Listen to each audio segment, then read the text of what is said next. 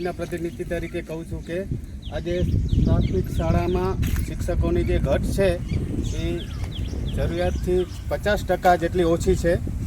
તો હું સરકારને વિનંતી કરીશ કે જલ્દીથી જલ્દી આ ઘટ પૂરી કરે.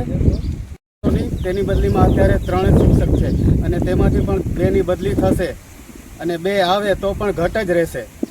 આશાપુરા ચેરિટેબલ ટ્રસ્ટની જે આ મુહિમ છે એનામાં સૌને કહું છું, તમે પણ બધા ગામના લોકો. નમસ્કાર, જય હિન્દ, જય ભારત. હું યુવરાજસિંહ જાડેજા. આજથી થોડા દિવસ પહેલા ગુજરાતના શિક્ષણ વિભાગે એક નિર્ણય કર્યો હતો કે ગુજરાતમાં જે નિવૃત્ત શિક્ષકો છે એ નિવૃત્ત શિક્ષકોની ભરતી કરવામાં આવશે. હવે જોવા જઈએ તો ગુજરાતની અંદર લાખો બેરોજગાર બેકાર યુવાનો હતા જે શિક્ષિત હતા અને તમામ પ્રકારની જે શૈક્ષણિક પરીક્ષાઓ કહેવાય ટેટ અને ટાટ જેવી એ પાસ કરેલા હતા, છતાં પણ એ લોકોને સાઇડ આઉટ કરી અને જે નિવૃત્ત શિક્ષકો તો એને મોકો આપવાનો ક્યાંક ને ક્યાંક રાજ્ય સરકારે વિચાર્યું હતું. આજે યુટર્ન સરકારે ફરીથી આ નિર્ણયમાં યુટર્ન લીધો છે અને જે આ રાજ્ય સરકારનો જે પરિપત્ર હતો એ ફરીથી રદ કરવામાં આવ્યો છે.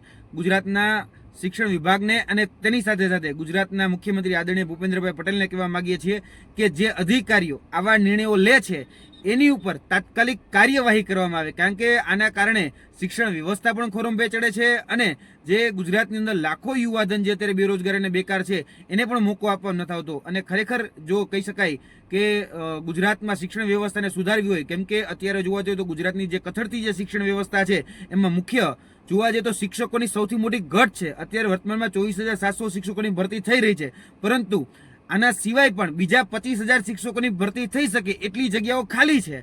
તો અમે એવી વિનંતી કરીએ છીએ કે જે વૈકલ્પિક વ્યવસ્થાના નામે જે જ્ઞાન સહાયક છે કે પ્રવાસી શિક્ષકોની યોજના છે, અથવા તો હમણાં જે લાવવામાં આવી હતી કે નિવૃત્ત શિક્ષકોને એ શિક્ષક બનાવવાની જે યોજના લાવવામાં આવી હતી, આની જગ્યાએ ગુજરાતમાં જે તે વિસ્તારમાં જે તે ટેટ ટાટ પાસ ઉમેદવારો છે અથવા તો કહી શકે કે પીટીસી કરેલા કે બીએડ કરેલા જે ઉમેદવારો છે એ ઉમેદવારોને જો રોજગારી આપવામાં આવે એ પોતાના સ્થાનિક વિસ્તારમાં, ભલે વૈકલ્પિક રીતે, સામાન્ય રીતે જોવા જઈએ તો એઝ એ ટેમ્પરરી બેઝ ઉપર, જ્યાં સુધી પરમેનન્ટ વ્યવસ્થા ન થાય ત્યાં સુધી, પરંતુ એ બેરોજગાર અને બેકાર જે યુવાનો છે એને આપવામાં આવે. શા માટે ભાઈ નિવૃત્ત શિક્ષકોને આ પ્રકારની રોજગારી આપવામાં આવે છે?